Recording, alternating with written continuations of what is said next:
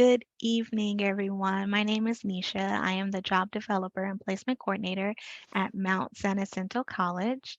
Thank you for joining us for the Digital Media Industry Session 1 with our Inland Empire Desert Community Colleges. The goal of this event is to showcase the types of programs and careers that are available for the Inland Empire Desert Community College, which includes Barstow College, College of the Desert, Chaffey College, Copper Mountain College, Crafton Hills College, Moreno Valley College, Mount San Jacinto College, Norco College, Palo Verde College, Riverside City College, San Bernardino Valley College, and Victor Valley College. After our completion of this session today, you have the opportunity to explore another industry session. To reach this session, please visit the feed loop sessions and click on your industry of interest. Please note this session is being recorded to share with those who were not able to make it and those who attended for continued review. We will be emailing these industry sector recordings to those who have attended with resources on how to get connected with our 12 community colleges by Thursday. For this session, we have several panelists from our colleges representing the digital media industry. Before we introduce them, we wanted to provide a few housekeeping items for today.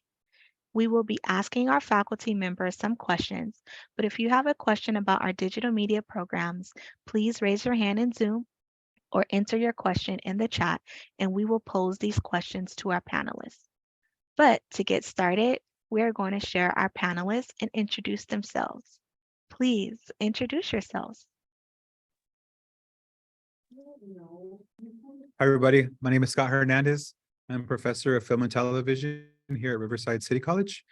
I've been here for about 10 years, and I'm also the department chair, and I'm here to answer your questions, and I'm excited to be with you tonight. Hi, everyone. My name is Alan Marsala. I'm professor of digital media at MSJC, and I, too, am the department chair for the creative media department, which includes audio production, digital media, and digital photography. I am looking forward to encouraging you all in your potential creative careers. Thanks for having me. Thank you, thank you, thank you. So let's dive into the first question, right? What can you tell us about the digital media industry? Go ahead, Scott. Yeah, go ahead. Okay. I would say there's lots of really interesting things happening in digital industry right now, film industry. For me, I'm more focused on the film industry side of things. And I think streaming has really opened things up and allowed a lot more production to take place here in California, in places like Burbank or Hollywood or LA in general. Even some things out here have started to come out here this way to Inland Empire to film some things. And I feel like streaming has really increased or even doubled the amount of productions that's happening out here.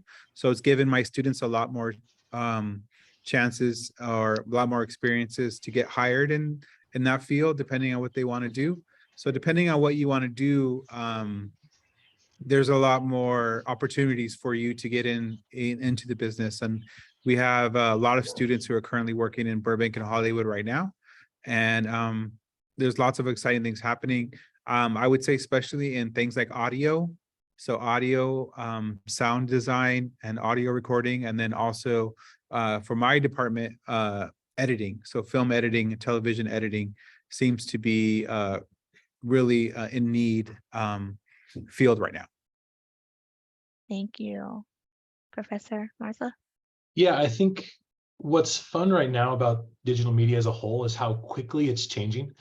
In fact, before all of you got on, Professor Scott and I were just talking about VHS. And it's crazy that just within the span of 20 years, we've gone from standard def tape to 8K video. That's just mind-blowing. And now with artificial intelligence and all these new things that are coming out, the industry is just poised to be in this major flux of change. And for you all getting involved in this industry now, you're well poised to be riding that wave at the very start. So at MSJC, we're less focused on the Hollywood industry, leaving our friends to the north to deal with Burbank. We're focused more on the needs kind of down here in the southern region of Inland Empire, which is corporate video and marketing. So there's a big need for potentially, I mean, every company right now, even since COVID, has really increased the need for good video content. Companies need good video content, and your ability to market yourself in that, and to find a company or a niche market to tap your skills into, is just, there's so much work out there that it's a really exciting time with all these changes and all these needs. It's an exciting time to be getting into this field right now. Thank you for sharing. I know we'll talk a little bit more about internships and apprenticeships and opportunities, so that because the times are changing, right? How are they developing these skills to be able to be successful in the industry? So thank you for sharing. We'll start with you, Professor Marsla, on the second question. How long are the programs at your college and what kinds of programs are available? Great. So we've built out our degrees to be completed in 2 years. In some cases, less time, depending on what your other academic goals are. But we have, within our department, creative media, because we have audio, we have digital media, and we have photo, each of those programs has their own certificate and their own associate's degree. But we also have our transfer degree in film, television, and electronic media as well. And that transfers to any Cal State or UC with a similar program. And so our goal is to get you all trained, get these certificates. And the reason why we only have one transfer degree is because, at least I'm not as concerned about you all transferring to a 4-year as much as I am getting you trained to start working now. 4-year degrees can open up a whole host of new opportunities, but being trained, oftentimes, all you need is a certificate, an associate's degree. And if you can produce good content, you're going to land a job. And so within 2 years, you should be able to complete your certificate, your associate's degree, and either find a job or transfer. Awesome. Thank you for sharing, Professor Scott. Yeah, we have 3 different pathways. We have a 1-year certificate degree. We have a 2-year specialist degree, which is a little bit more intensive, requires a little bit more time. And then we have an ADT, which is associate degree for transfer, which allows you to transfer to any CSU as a junior so that you complete your 2 years and then you graduate with your bachelor's degree. Most of our students here at RCC, I'd say the majority just do the 1-year certificate or the 2-year. And I would say a majority of them go straight to work in Hollywood, or they start their own business. A lot of them are entrepreneurial. So they have their own wedding, photography, video business that they run here, or they do corporate videos for different companies as well. So 1 year or 2 year is pretty much what most students get. We do have some students that don't go on to 4-year, but go straight to work in Hollywood. And those students are currently working for companies like Disney, Warner Brothers, Universal. I currently have a former student working on the new Moana for Disney, the live action version, which is pretty cool. She gets to work and see The Rock every single day, and she says it's the best job she's ever had. She likes working on Disney, on the studio lot.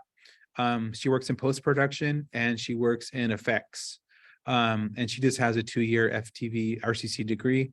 The other thing that she worked on before Moana, the live action, was Venom. She worked at Sony Pictures. She worked on the Venom with Tom Hardy. And she also worked on Spider-Man as the Sony as well. So she's gone straight to work after 2 years and she loves it. And she doesn't see herself getting a 4-year film degree because she doesn't need it. She's got enough experience now and enough connections within the studio and in the lot and in the industry that she doesn't need to go for the 4-year degree. So she's very happy with the 2-year degree and the fact that she got straight to work. Awesome. Thank you for sharing. So am I hearing that networking and possibly interning is the go-to for your industry? Can you guys share a little bit about that? Should students be connecting with you? Do you share these networks with your students? Are they attending conferences with you? What does that look like for our students who are trying to get into your industry? Professor Marsla, you want to take that one? Yeah, sure. So something that's, I think, is cool about our program is that everyone that we hire to teach our various classes are still current industry professionals. And so just by taking a class with an instructor, you already have begun a network with creative professionals. And us as instructors, we have our own networks. And us as a department, we have our own kind of regional networks. And those networks and those contacts are constantly reaching out to us saying, we need someone to do some video. Hey, we need someone to record this event. Hey, we need somebody to market our stuff on social media. We need an animated logo. Hey, do you have any students who can? Right? And what a great opportunity for us to look at maybe our second or third level students and say, yeah, we have entire classes of students that are chomping at the bit to get this type of access. So that's something that I think is unique to community colleges right now, is that we have ground level networking access. UCs and Cal States, they have their own networks, but such a larger pool, right? But at a community college, you're working with hands-on with faculty who have those contacts. We get to know you. And if we get to know you, we get to recommend you. And those recommendations, I feel, go a lot further when we actually get to know you well, as opposed to a class of maybe 60 to 80 students in a very large 4-year class. I got my degree at UC San Diego, so I'm speaking from experience on that large classroom mentality. I never got to know my instructors. I got to know my TAs. And I felt very lost in terms of where I should go next because I didn't leave with contacts. And that's something that you would definitely leave with here. Thank you for that. Professor Hernandez, so leading into the internship or networking opportunity, sharing your resources, what does that look like for students who possibly are entering this industry? Would they need a portfolio or resume? What does that look like? Yeah, so everything they make in their classes can become part of their portfolio. And they can put together a portfolio by the end of the program here. One of our classes is kind of like a capstone course where they're able to capture and record and make a portfolio of all their work, their creative work. The other thing that we have options for students to do internships is that we have a local Riverside TV station here where a lot of our students intern and work for, and it's paid internships as well. We also have a deal with RUSD, which is our Riverside Unified School District. We have, I think, 9 or 10 or 12 high schools locally that have football games on Friday nights. So they broadcast those football games all live. And so the students get to learn about live broadcasting, how to run a control booth, how to run a camera, how to run cable, all the things you have to do to run a live broadcast, and to actually how to be an anchor, how to broadcast and speak on camera, things like that. Those are all skills that students get and to learn. And that's part of our program, is that we want students to get real world and real life experiences. And we offer that here as part of their learning process. So they're not just like, okay, you got your degree, now go get a job. We want them to work while they're here so they learn exactly how to do that and get real world experience. That's awesome. That is awesome. Having those partnerships and building with the colleges and the outside local companies or organizations or schools, that is amazing. You have anything you want to add for that, Professor Martha? No, I think, Professor Hernandez hit it on the head that the stuff that you're creating is your portfolio throughout our programs. There's nothing throughout these classes that you couldn't add to a demo reel or a portfolio and use to get hired. I constantly tell my students, produce work that you're not ashamed to send to your friends, right? Produce work that you're like, come check out what I've made. Because a lot of times the schoolwork gets kind of associated with I made that. But it's like, let's make some rad content. Let's make some content that you're excited about. Because if you're excited about it, you're going to share it. And that very act of sharing and that pride in your work goes a long way when you're trying to get established in this industry. Absolutely. Leading right into livable wages, right? Um, what is the pay or salary of some of the careers that your students are going into? We can take that, Professor Scott. We focus a lot on editing here, like I said earlier. And our editors, union editor on a studio lot makes about $100 an hour. Most of our students who go into editing, though, you don't start off as a union editor on a studio lot. Most of the time, you'll be an apprentice editor, or you'll be an assistant to the editor. kind of thing where you're learning about the career and the job, and those make between about $50 to $75 an hour. But once they get to that union wage, they're making $100 or more an hour. And if they go into overtime or they go above what they're supposed to do, then they can make up to double that an hour, which is pretty good wage. And I feel like a lot of our students are really into editing, and I feel like we have a lot of people who want to think and learn about editing, not just because of the money, but just because they like the idea of the editor as the second director, someone who helps put together the final project of what you see on the screen. And there's a lot of job satisfaction they get from that. And I feel like a lot of our students are into that. And we want to definitely help students go into that field. And we've kind of geared towards that. The other jobs, director, television directors make between 30 to 50 bucks an hour, depending on what they're doing, what kind of network they're doing, whether they're doing scripted or unscripted television. And we have some students who are going that route. And then most of our students start as production assistants, and they make about $20 to $25 an hour. Thank you. Thank you for sharing, Professor Martha. Yeah, so in the freelance world, pricing's a bit more hard to tap down. Yeah. I think that 50 to 75 an hour is a pretty fair starting point for entry-level freelancers. The weird thing to get your mind wrapped around is that this isn't, I should say, this is a technical skill. And so it's weird coming out of maybe a like a part-time minimum wage job, and then you all of a sudden hear like 50 an hour. Like, who's willing to pay that? A lot of people are willing to pay that. Why? Because the things that you're delivering are highly skilled things. Don't let the people around you kind of pat you on the head and be like, oh, you want to make videos? That's cute. There's so much that can be done. And the people that tend to say that are also the people that are watching, you know, sports on TV as the commercials are airing. And it's like, who made those? People that are getting paid really decent wages to produce that content. As a freelancer myself, coming out of the industry, you know, my prices range anywhere from 60 an hour to 200 an hour, depending on the skill. I do a lot of motion graphic content, and that motion graphic stuff is super tedious. You're spending days on a handful of seconds. And so depending on the skill that you're doing, you can make really solid money. And when you compare that to minimum wage, like you're making in an hour, what, half a day, right, of minimum wage job. And it's super satisfying to get that first paycheck and be like, yeah, people are paying me because they see the value in what I do. And it's a highly trained skill. Yes. Creative work. Speaking of skills, what top 3 skills would you suggest that a student would need off the top of your head? It has nothing to do with the technology you have. I'll tell you that much. I think your ability to work with other people, your ability to solve problems without someone telling you what to do.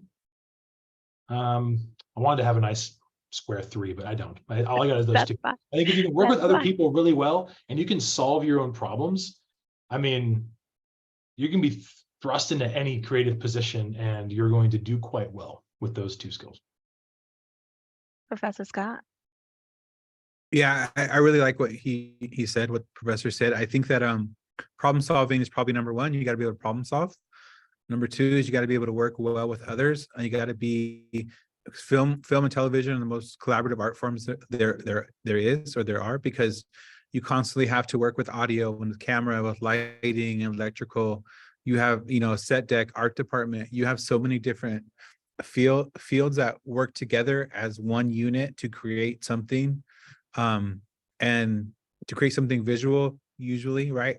And I feel like working well with other people is probably the greatest skills that you could have. And communication is probably the 3rd for me, is being able to communicate your ideas well to others, especially when you're trying to work together on a project. So communication, problem solving, and then working well with others. Those are my top 3. Can I add one more thing, Nisha? Yeah, most definitely. Be a student of your craft. I'm a self-proclaimed like tech nerd. I could talk about computer building and camera sensors until I'm blue in the face. But if this is something you're interested in doing, the articles you read, the things that you look at, the videos that you're engaging with, they should be constantly updating you on what the industry is doing. Because being a student of your craft is so important, but even more so when the industry is so changing so rapidly. Mhm. Um, I mean, AI boomed in the last 6 months, Yeah, and now it's like, whoa, wait, blinked and you missed it. I need to go back and do some research as to what this is, and be a student of this craft and make your own opinions, but also make sure that you're well positioned to adapt with it. absolutely. That's very powerful. Powerful nuggets that you guys are sharing with our students today.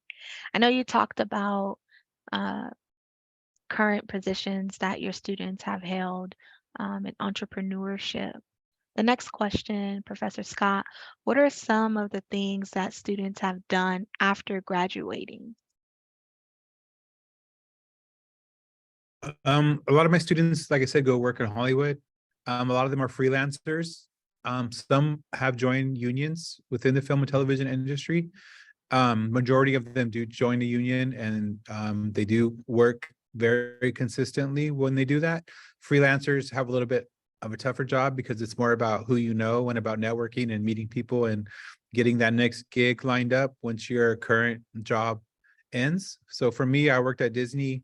I worked in the art department, and by the time the show I worked on ended, I had to have another show kind of ready to go or ready to jump on if I could. And that's usually by having a friend on that set telling me, hey, we're filming and we need a guy or we need someone to do this. You know, are you available and do you have the time? And for me, it's all about networking and working with other people. And that's the way I got onto my next job or my next gig. And I feel like a lot of my students work really well together because they network with each other. They all constantly talk. They have social media and they use Discord and things like that to stay connected. They use Facebook groups that are focused in their area or field that they're working in. And so they're constantly connected and talking about what's the new studio or what's the new TV show or what's the new movie that's filming in your area that needs people in this area. So they're constantly communicating and talking. And I feel like that helps you stay employed, but also helps you stay current with everything that's happening within the business.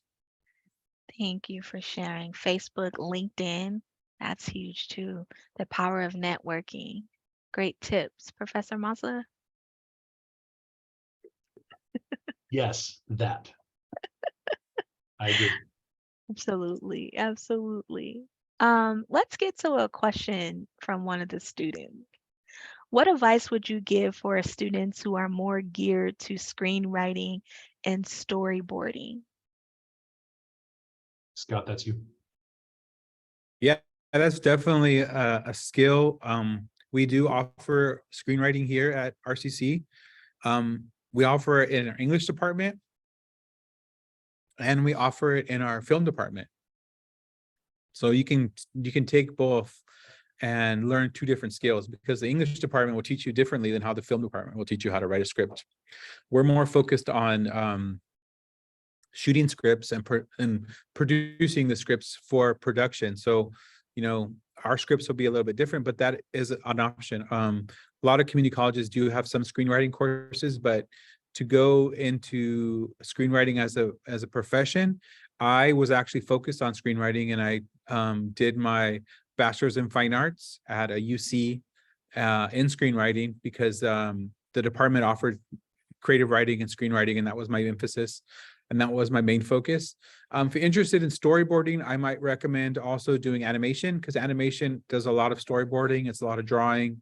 It's a lot of character design. It's a lot of set design. And animation works really well for people who want to do storyboarding.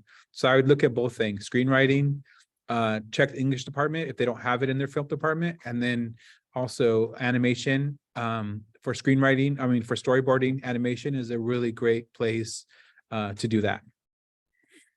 Thank you. Thank you. That was a great question.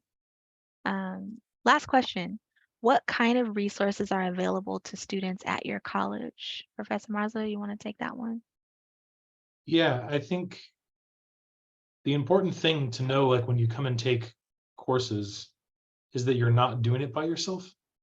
That we have a really well positioned crew of people that are there to support you in that, and to support you in any of the areas that you would have trouble in moving forward in. But even if you're not having trouble, like meeting regularly with the people that can help you is a great thing. I remember the counselor at UC San Diego telling me, even if you don't need to, come and see me. She said, the best thing that I could do is know your name, because in a pinch, if I know who you are, I'm going to be able to help you. And so I would routinely just go and talk to my counselor, let her know what I was doing, get to know her. And there were several times where she would help me out through enrollments or through signing petitions, that really helped me out. And so we have such a great team of counselors that are dedicated specifically to our area, our pathway, that work with me to make sure that their information is constantly up to date. We have Nisha. Oh, you're over here. There we go. We have Nisha, who is literally there to help you guys find a potential job and employers to work with and partner with and intern with. We have our DSPS that are there to assist you in accommodations, whether that's needing a recorder, needing someone to help you take notes. We have a lot of great resources, and let alone just understanding faculty that are willing to help you with where you're at. So I always tell my students, I'm not here to make your life harder. I'm here to help you move forward in your career path. So the more you can just keep in contact with us and our crew, it's going to go well for you. Amazing. Thank you for sharing, Professor Hernandez. Yeah, we have the similar things. DSPS, we have counseling. What's great too about our program is that we have faculty that are also ed advisors. So we work with the students to figure out what they want to do next after they're done here. We also have really great programs for students like our Promise program, which is similar to the state Promise program, except our Promise program here covers 2 years of your tuition, plus your books and several other things that you get if you do the Promise program here. I also did a program when I was a student here called EOPS, and they helped me with peer mentorship, helped me being a first generation student. I didn't know anything about college. I didn't know anything about registration or about pathways or how to transfer. I didn't know any of those things. And so EOPS provided that program with a stipend, which gave me money to live off of, paid my books and my tuition. And then when I graduated, they covered all of my graduation expenses, including my cap and gown and my everything I needed to graduate. And so EOPS was a really great program while I was a student here. And I encourage you to, whatever college you go to, definitely go look up the college resources and see what resources you qualify. There's lots of great programs. At RCC, we have a program called Puente, which I encourage you to look up. We also have a program called La Casa, which I encourage you to look up. Ujima, I encourage you to look up any program, college you go to. There's tons of resources and programs that you can join that can assist you with books, assist you with peer mentorship and counseling, and then they can also help pay your tuition, which is pretty cool. Thank you. Thank you both for sharing. Students, you're not alone. There's a family here, whatever college, whichever college you choose. We're here to support you along your path. So stay connected, network. There were great resources and tools and tips and tricks shared today, this evening. Now it's time for you to ask questions. If you have any questions, feel free to unmute yourself, connect with our faculty. They're here for you, and/or send a message in the chat. And I'll leave some space for you all to connect right now.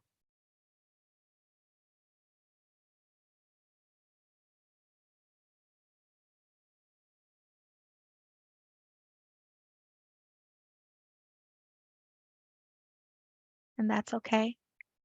If you do not have any questions, No, it's not. You guys gotta have questions. You're logged into Zoom at 6:45 in the evening. You've gotta be, You can gotta just have say some hi questions. and tell us how you're doing, how your day is, and Like, why are you here? What do you want what's to your know? major. Where are you? What do you want to end up doing?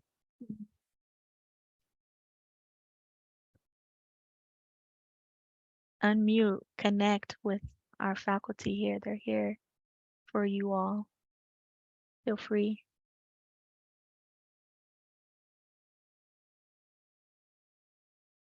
What are the best job sites to apply for digital media jobs? It's a good question. Adobe has a portfolio site called Behance. I can put it in the chat.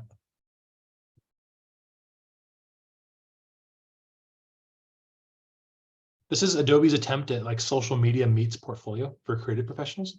Now the portfolio part of it, it's like take it or leave it. But what's cool is they have an entire job section, which Adobe has a very large network. And so the jobs that are posted there span the whole country. But what's cool is you're seeing an increase in like work anywhere type of jobs because of remote work. And I was just helping a student look through that today. And there's a lot of remote work, a lot of creative jobs posted there, and a lot of remote work. So Behance is a great starting point that's geared specifically more toward the creative fields. Great question. There's another question. What are some of industry softwares used in this particular industry? Scott, are you guys using Avid? Does Hollywood still like Avid? Yes, Avid is the big one, but now it's so wide open because of, like you said, people working from remotely, that, you know, Final Cut and Premiere Pro and even other programs are just, you know, kind of being used. It just depends on what, you know, it's all the same game. It's like, what's your favorite team kind of thing, is like what you work best with. And as long as you can do the job, most people or most companies won't require you to use a certain kind of software. As long as you deliver it to the way they want it delivered, then that's what matters. But whatever software you use is kind of up to you. But Avid is part of it. We use Premiere, we use Final Cut. We use, yeah, so that's pretty much what we use. Yeah, we use Premiere, particularly for video editing, After Effects, obviously for motion graphics. But I mean, DaVinci Resolve, which historically was an industry, like a Hollywood industry color grading tool, is now a non-linear editor as well. Yeah, A free and it's version, free. and it's free. And it's free, so that's the best part. Yeah, So we use that too. I tell my students, like, at the end of the day, no one's gonna watch an exported video and be like, that was Final Cut. Like, no one's gonna know. An exported video is an exported video. You don't watch YouTube and know what they edited on unless they tell you. Most of my students use DaVinci just because it's free and they like it and they like to do color grading. So color grading is also being a colorist is also a job in Hollywood you can get, coloring and working on videos and, you know, adding color and, you know, desaturating or saturating things. You know, adding color is a huge field in Hollywood as well. So it's a good job to get. Awesome. Thank you. Next question. Thoughts on remote work, hybrid work, etc. With that, do you consider the benefits that comes with it, from retirement to health insurance? Yeah, I think it depends on the type of company you're working for remotely. So most of my career, I was like the video professional that was a part of the marketing team for a larger company. So whether that was like a motocross company or a medical company or an education company, I was always the video person for a larger company. So with that came benefits, healthcare, etc., retirement. But if you're freelancing, that stuff takes on a whole different ballgame. But if the company is a legit company and they're hiring you remotely and it's full time, benefits are included in that, whether you're remote or not. My brother works for he's an engineer, but he works for a California engineering company, full time, full benefits, but he lives in Idaho. So there's ways to make a living now remotely, and benefits can still be part of that. Thank But you. you have to kind of fish through too, like the companies that are just looking to take advantage of you, right? It's like, oh, they're remote. We don't have to check in on them. Let's just work them to the bone and not offer them anything. Like, be careful of that. Remote work can come with a lack of accountability, and I see that as a problem in the industry. So always do research on the companies that you're applying to remotely. Make sure they're a legitimate company, that they have a website. The website doesn't look weird, before you start applying and doing work for somebody. Awesome. Thank you, students, for submitting questions and being engaged, asking powerful questions. That's important. Thank you to our panelists, Professor Marsla and Professor Hernandez, for joining us today. We will be emailing these industry sector recordings to those who have attended with resources on how to get connected with our 12 community colleges. Thank you for being here. This concludes our virtual career expo. Have a wonderful evening. Thank you.